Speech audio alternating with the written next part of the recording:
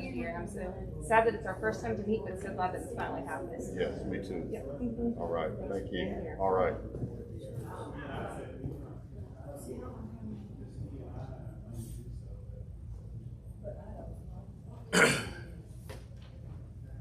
So I've been here for 20 minutes, and I've already got the welcome from Miss Trotter. So I already feel at home. Right? That's a good beginning. Mary's had her, or seen her outside. Good. I think the chairs feel better. I was telling this is only the second time we've done this, but I think we've got more space between than different chairs. Do you like these chairs versus chairs? We're speaking at each Sunday. You're really good.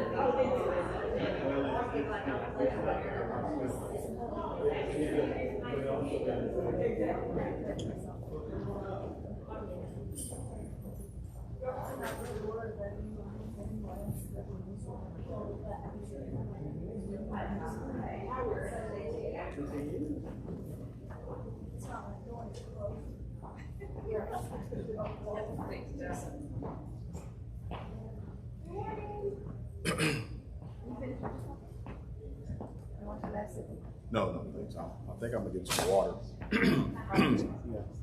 Then I'll be. So what I'll do is we're about to get started. Okay. I'll come up and introduce you. Okay. Should I stand to the side or sit to the side? Okay.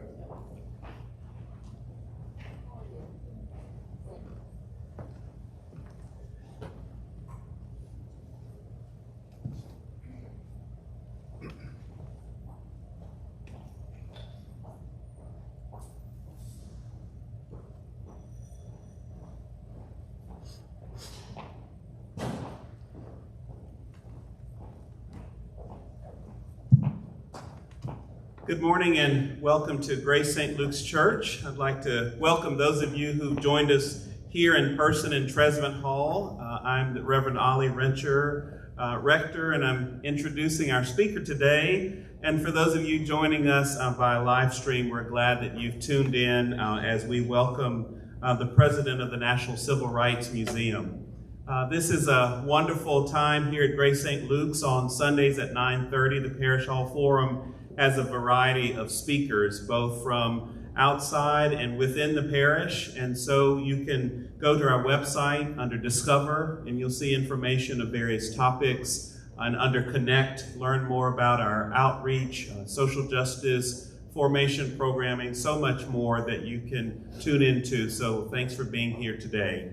Our speaker, and it is a real privilege to have him with us, Russ Wigginton, who is the president of the National Civil Rights Museum.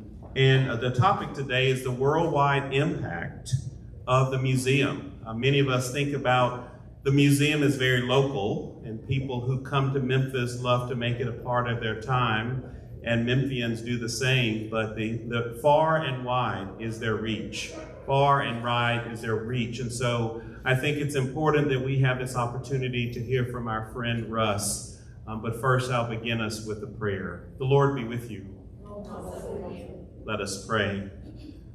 Gracious God, we give thanks this day, mindful of blessings, and increasingly more mindful of those blessings unknown. For human and civil rights, and for organizations and individuals that are committed to the cause of reconciling this broken world, especially by storytelling. When we are informed with the truth, we can grow within and beyond ourselves. We thank you this day for Russ Wigginton and for his ministry to this community. And we welcome him now to enlighten us on the work of the National Civil Rights Museum. In Jesus' name, amen.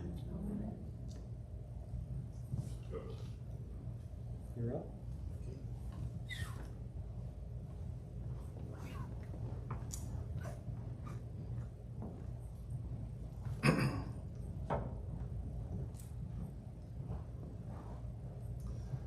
Good morning, everyone. Good morning. Thank you for having me at Grace St. Luke's, a community that I'm familiar with. over the years, the influence and the commitment to this Memphis community that this church and school have demonstrated over the years is noteworthy, and I am honored to be here with you all today. I was just mentioning a few minutes ago, my wife and I, Tamika Hart Wigginton, were arriving a little early to have a cup of coffee, and Ms. Trotter made sure that we felt like we were at home. We felt the warmth of what your community is all about, and I pay attention to those small signs, and I'm sure, my guess is if you know Ms. Trotter, that's what she does. Yeah. That's the sense I got. So thank you, Ms. Trotter, for making us feel welcome. So as was mentioned, I am the new president at the National Civil Rights Museum. I'm not sure how long I will get to say that, but I've only been in the job for 6 weeks, so I'm going to ride that a little bit longer. But I'm familiar with the National Civil Rights Museum. I served on the board for 10 years, and prior to that, in my work at Rhodes College, where I spent over 20 years, I developed a relationship with the museum starting in 1996. So that's a 25-year relationship. The museum is celebrating its 30th year in existence. And I invite you to participate in that 30-year anniversary celebration, where there are exhibits and the story, if you will, of the museum over that last 30 years is on display. And when I think about that 30-year period, I'm going to use that sort of as a benchmark for, or framework for how I would like for us to ponder the projection for our nation, for our city, for our world.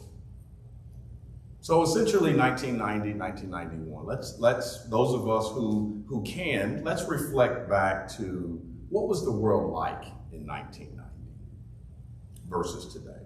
And then, as you might imagine, we're going to spend a little bit of time talking about what the world will be like in 2050 versus 2020, or approximately 2020. So what do we know about 1990? There's probably a variety of things we could speak to. I'm just going to throw out a few general ideas that you may think about. By 1990, we were on the cusp, perhaps, of coming out of what was at that time considered one of the most significant recessions prior to the Great Depression of the late 1920s, early 1930s. We were also pretty new, in fact, very new, in the establishment of the national, and maybe in controversy, of the establishment of this day that we call Martin Luther King Jr. Day. Not everybody in our country was sure that he was either worthy or that was something that our country should even add to its arguably very time-honored holidays that are connected to any individual. We were also thinking about how progressive we would be as a country over the next decade. Of course, by the 21st century, we would have essentially solved all the world's problems, and it would be a happily ever after story. I kind of remember that. I actually remember the very first Martin Luther King Jr. Day, because I was a junior at Rhodes College, and Rhodes College and Memphis had an interesting relationship as it relates to King Day, some of you may remember. It was not a given. Again, I just want to be really clear. Some people probably can't even imagine. It was not a given that any place, any institution, any community would even recognize that day as a day unlike any other. It was just a regular day in many parts of this country. And so I was the president of the Black Student Association at Rhodes College on the very first King Day. And I wasn't sure if my alma mater was going to honor that day or not, but I had a plan that we would. I talked with the only African-American professor at Rhodes at the time. His name is Dennis Dickerson.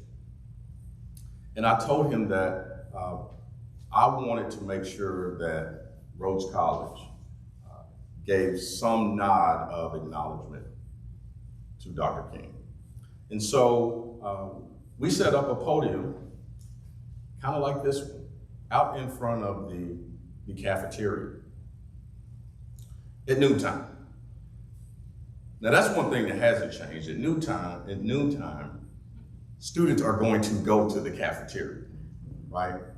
And we set it out like not on the beautiful lawn out front of the campus. We set it out right in front of the front door. So essentially you had to excuse me to get by. And I just started talking about what Dr. King had meant to our world, what he had meant to the city, what he had meant to Black Americans. I'm not sure we had African Americans at that time, or maybe just Black people.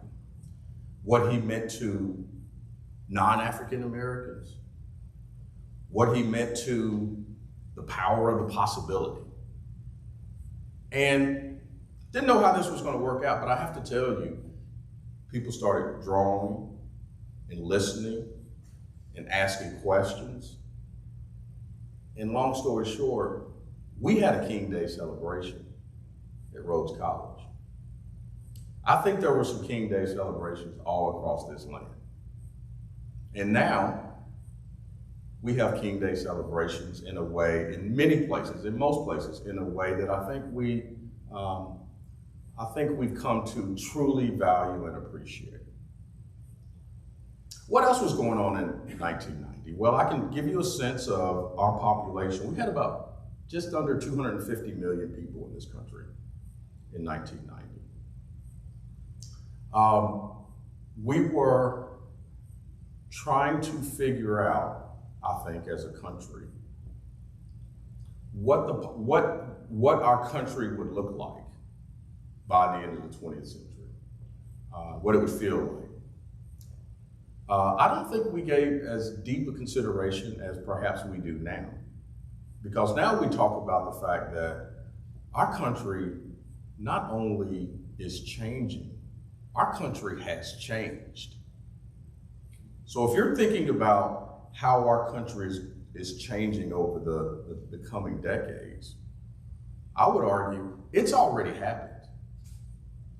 And it's our ability to embrace, it's our ability to digest, it's our ability to come to terms with who we are and what we can be.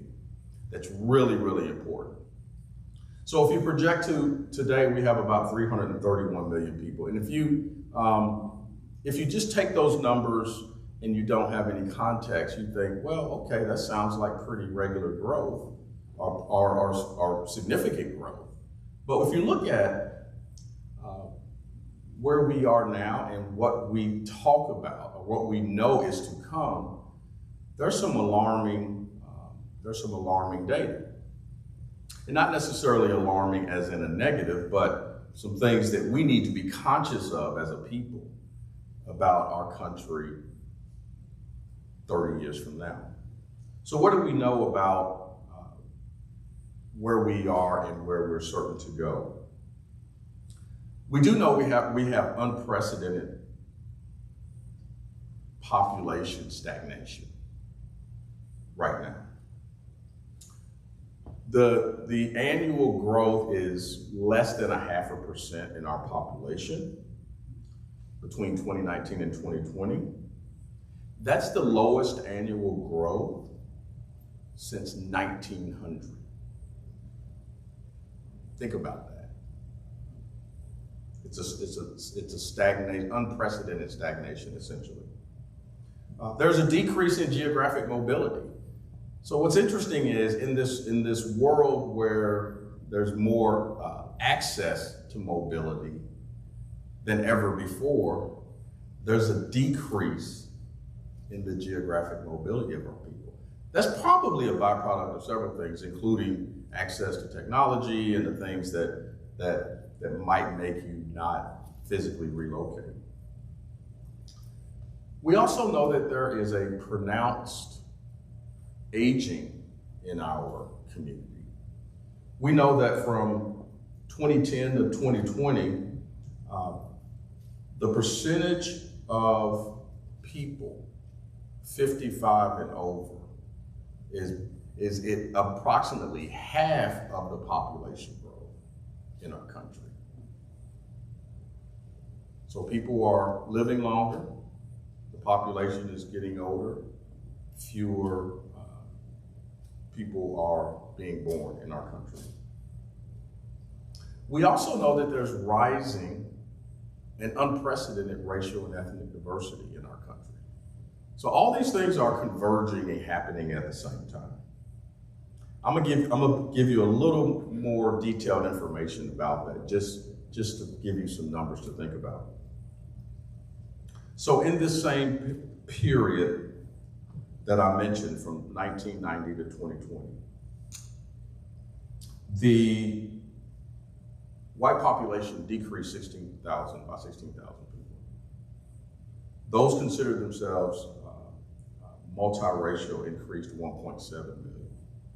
The black population increased about 3.2 million, the Asian population about 4.3 million, and the Latina or Hispanic population about 10.1 million people.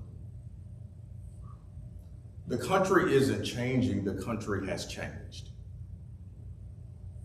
Now,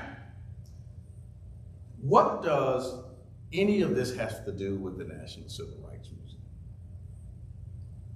I would argue at this exact moment that I have assumed this position, our job, our mission is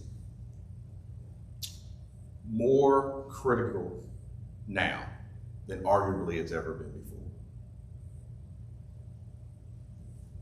Now, that's a relatively bold statement, but what I'm not doing is suggesting that these other periods were not really important. But I have some particular reasons for why I say it's more important now than it's ever been. And I'll give you some information on that. Dr. Martin Luther King was killed in this country, assassinated in this country, over 50 years ago. The number of people who remember that, the number of people who remember that will never be larger than it is today.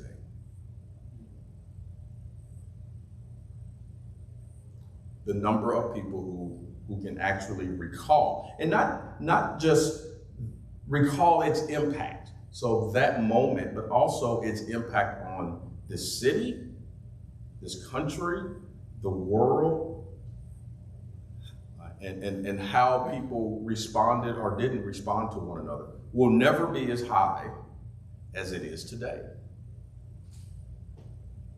So when I think about that, I feel a serious sense of obligation to make sure that we are able at the museum to capture, to document, to share, to educate, to challenge, so that that moment and the impact of that moment and the context of that moment does not just wither away. How are we going to do that? One of the things we're going to do is take advantage of the amazing platform, if you will, that exists right now. 30 years ago, the museum was really only a possibility. People weren't convinced that it would draw the 300,000 visitors that it does today. I guarantee you nobody was thinking 30 years ago that 20% of our visitors would be international. Now, I'm a historian by training, so I'm not very good at math, but that sounds like 1 out of every 5 people who visit the National Civil Rights Museum do not live in this country. I would actually be pleased if 1 out of every 5 Memphians visited the museum. That's a goal. So let's think about that for just a second. Bear with me, I'm sidetracked here, but a goal of mine is to have 1 out of every 5 Memphians visit the museum in the same way that 1 out of every 5 of our overall visitors. Now, I don't cast aspersions on Memphis. I feel a sense of responsibility to make them want to be there, right? We have to make sure that all Memphians feel like that's a place for them, where they can learn, grow, be challenged, contribute to in all manner of ways. But again, there will never be more people than there are today who remember that moment. Alongside that, there will never be more people than today who remember that era, that window of time, and what happened during what we have declared to be the civil rights movement.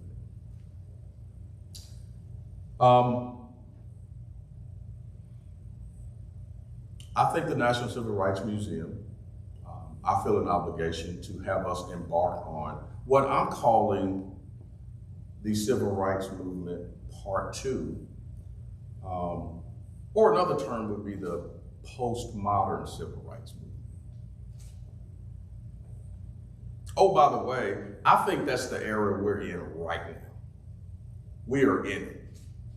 We are in the next civil rights movement right now.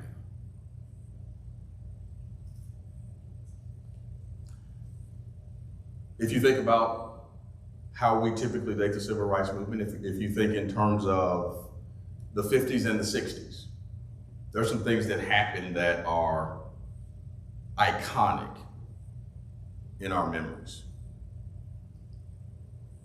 I think about Emmett Till and the brutality of his murder. And I think about our men in Mississippi, who the freedom riders and what happened in Mississippi around Chainer, Swerner, and Goodman. Yes, Andrew Goodman, thank you. And then I think about people like George Floyd, right? I mean, there's no difference between Emmett Till and George Floyd, just a number of years. What are we, and by we I mean the National Civil Rights Museum, myself, and you, what are we to do about that? We pay our respects. We feel sad. We feel mad. But we have to be part of what I describe as the true reconciliation that needs to happen in our country. In the year 2000, Nelson Mandela received a Freedom Award from the National Civil Rights Museum. Nelson Mandela came to Memphis. He couldn't get to Memphis fast enough. As many of you know, King's influence on him was significant. It's part of his courage and his conviction to help his country in the apartheid era. And to just be in the space of King was so meaningful to him. And he always used this term reconciliation. And it's a term I actually use. I will be using that term regularly at the National Civil Rights Museum because I actually believe that reconciliation, albeit in some circles considered dated, is an extremely powerful term. It's an extremely powerful term. And one of the things I like about reconciliation is that I don't consider it, I consider it to not pass judgment on your point of entry, what your background is, what your history is, what your beliefs may be, but you're essentially open to coming to terms with and to reconcile and to make sense of and to be challenged and to accept challenges and to step into uncomfortable spaces with a faith and trust and belief in others. I think we're in it right now. And it's even on days where it can seem overbearing or daunting, it's a really powerful place for those of us living right now to know that we have the opportunity to impact what our country will look like, feel like, what its core values will be in 30 years, by 2050. We have the opportunity to shape and influence that. And so I'm excited to be at a place that is centered in that work. It's a place, quite frankly, that has the opportunity to be centered in that work in a much more profound way. The National Civil Rights Museum should be at the center of important conversations. It should be a place of convening. It should be a place of conviction. It should be a place of knowledge and education for this country and beyond moving forward. The National Civil Rights Museum should be, and if I have anything to do with it, will be a place where we welcome the opportunity to talk about our history, to talk about it in a way that allows and provides a point of entry for anyone on this journey of reconciliation. I think that's what Dr. King would want. I think that's what he stood for. I want the National Civil Rights Museum to be a place where, as often as his I Have a Dream speech is referenced, I want people to read and reference a letter from a Birmingham jail in the same way. And we can do that. We have to do that because, again, there will never be more people than there are today who remember from personal experience that particular moment, that tragic moment, yet also that moment that put a stake in the ground for us as a country to say, we have to do better. We have to do better by each other and for each other. Otherwise, there's potential demise before us. So when I think about what the National Civil Rights Museum, we have to tell a powerful story that extends the invitation to everyone to be a part of it and to see themselves and to appreciate and value the perspective of others. And if we do that, or when we do that, and that 3,000 visitor list becomes 3 million, because this virtual thing is here to stay, folks, in case y'all weren't sure. We can reach a lot more people around the world. Then we, as a museum, we as a community of Memphis can be centered in a conversation, centered in a statement about who we are as a people in a way that we were ashamed, perhaps, a little more than 50 years ago. And so I invite you to not just come visit the museum, but to step fully into the challenge of changing the world, impacting the world over the next 30 years. In the same way that, to influence change in the same way that 30 years ago, we were projecting what the possibilities could be. Thank you very much.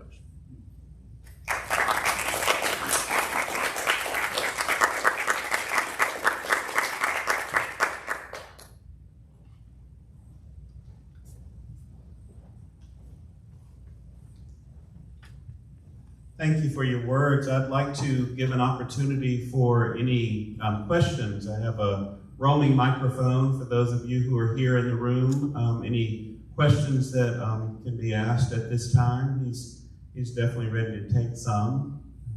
Who wants to go first? About the museum, about his comments, his remarks?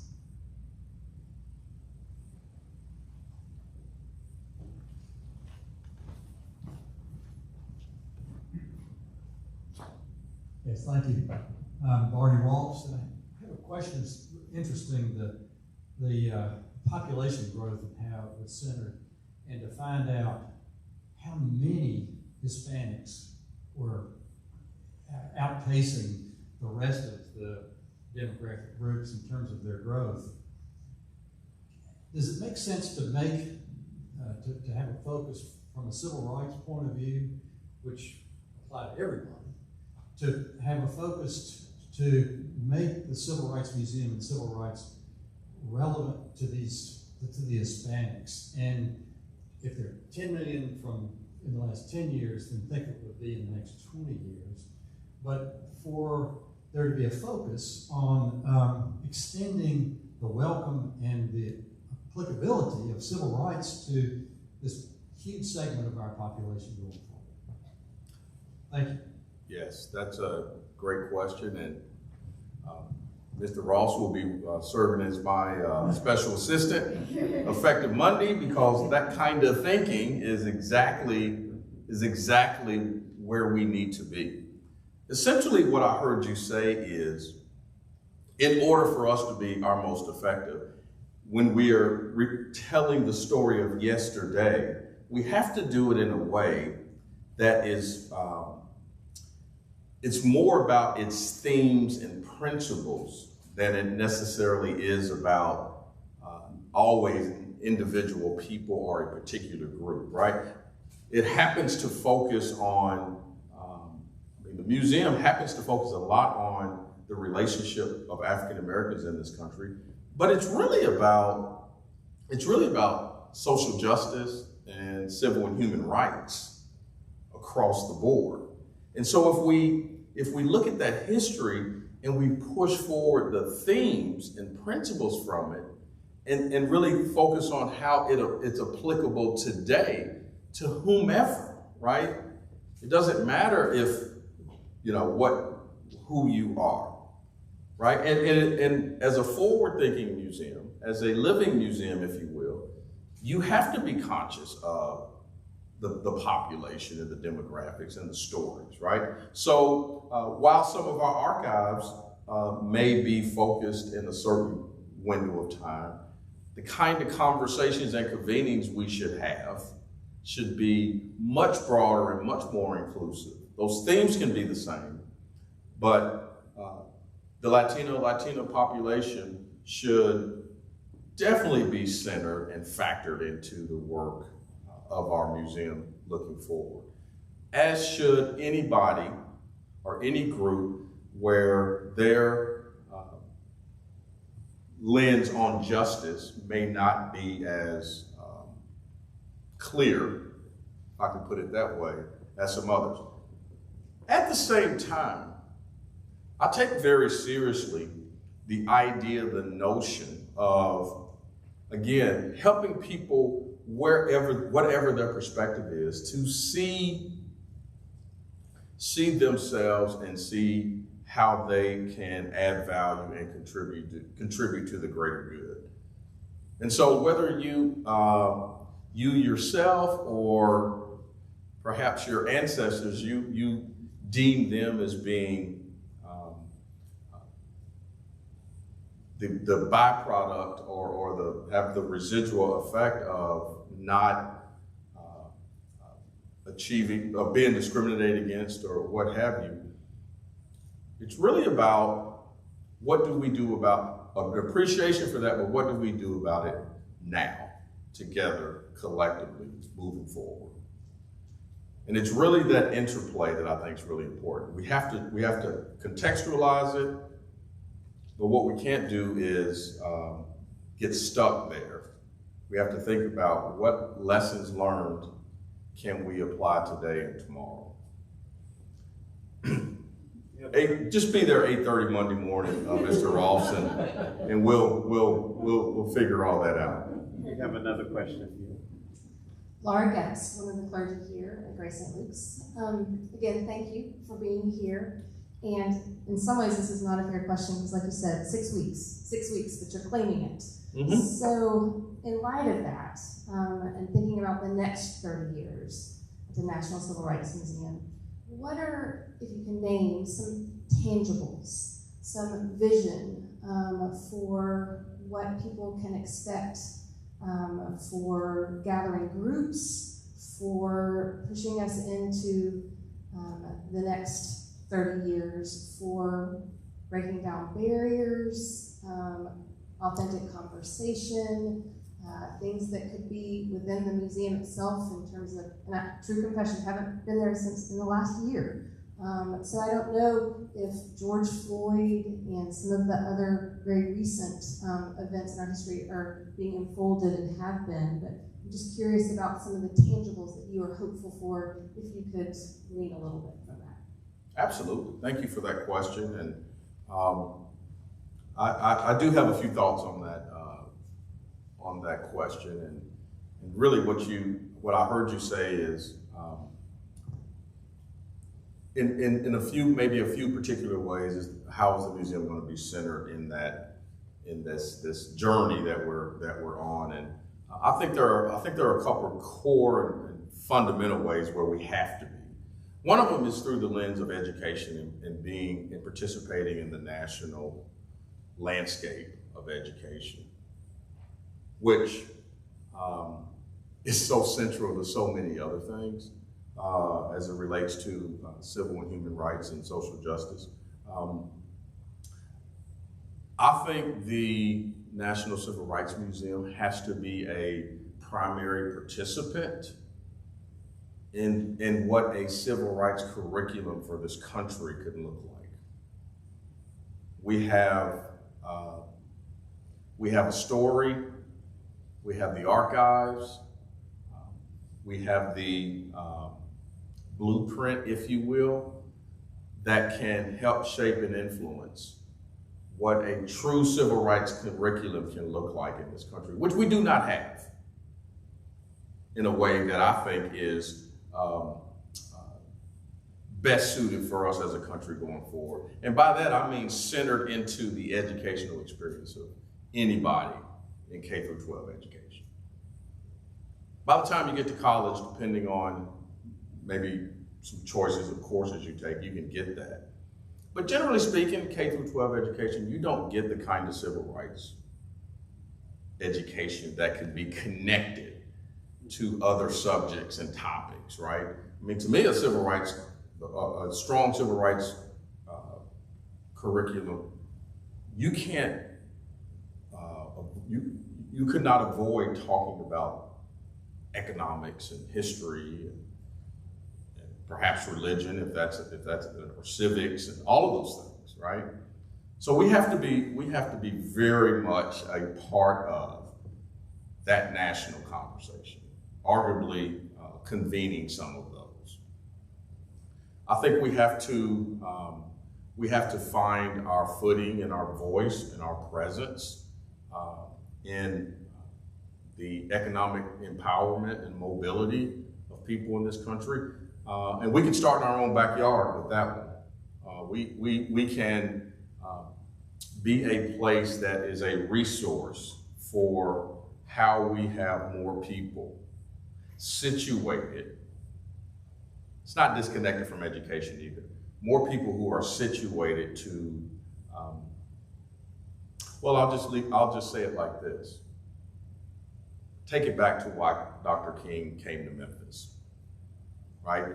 We have more people who are not today's version of sanitation workers based on their inability to live a modest but decent lifestyle despite working full-time, right? Like having health insurance and benefits and stuff, to use a technical term, right?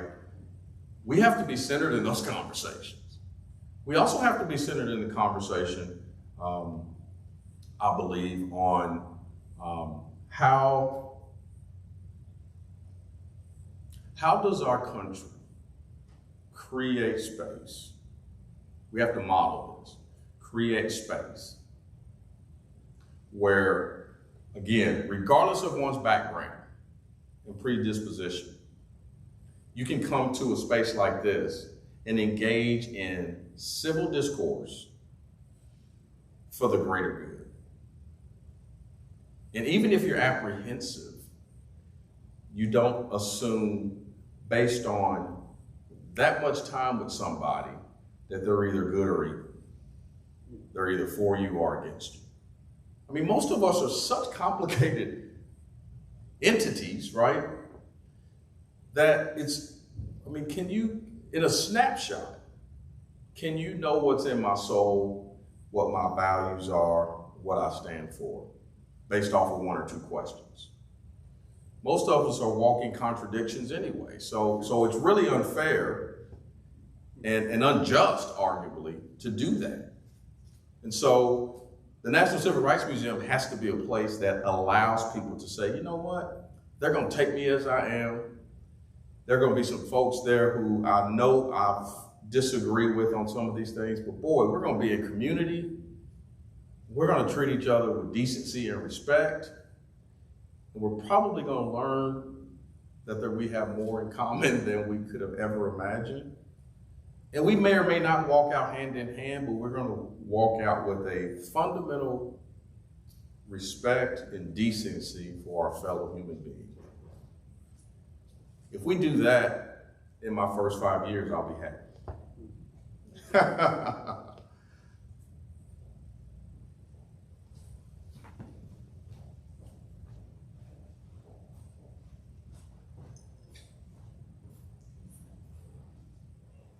Good morning. Good morning. Good morning. Thank you so much for being here with us. Forgive me for not standing up. I've enjoyed your comments very much, and especially the comment you made about we don't have a national curriculum to help educate folks throughout our country to what's happening in the civil rights movement in the past as well as currently. And thanks for reminding us all how old we are. that we were around when Dr. King was assassinated, and all of the events of that era really made me feel old. I was wondering if the National Civil Rights Museum has taken on the task of developing that curriculum that can be distributed throughout our country, throughout the education system, from K through grad schools and so on, because it's the greatest resource, and you have the archives, you have all that information at your disposal, and still discovering more and more every day. Has the museum taken that charge on? It's a huge task, but one that definitely needs to be done. Sure. That's a great question. I would say we have, and this precedes me certainly, the great work of my predecessors, Terry Freeman and Beverly Robertson in particular. That foundation has been laid. So the museum is poised to step fully into taking on a leadership role in that type of project. It's certainly not the kind of thing that the museum can do alone, and it would be enriched by having the right partners at the table. So what I'm focused on is identification of the right partners, the right organizations, the right philanthropic partners, to think about this as a extension of some foundational work that's been done. And it's an interesting dynamic between a certain sense of urgency, but also playing the long game so that we do it accurately and do it well. I couldn't be more excited about that. I think that's the kind of thing that has a lasting contribution, and it doesn't really have an end date. It continues to evolve, right? And others should come and make that better. But yes, we are going to seek to be a major force in doing that for this country and with this country. That's great. Well, thank you, Russ, for being with us today, and thank you, friends, for joining us both here in person and those who've joined us online. Let us again give an applause for Russ Wigginton.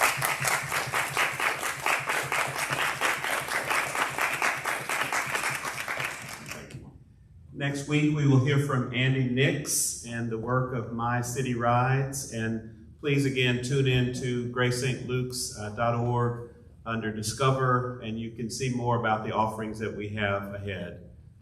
Go in peace.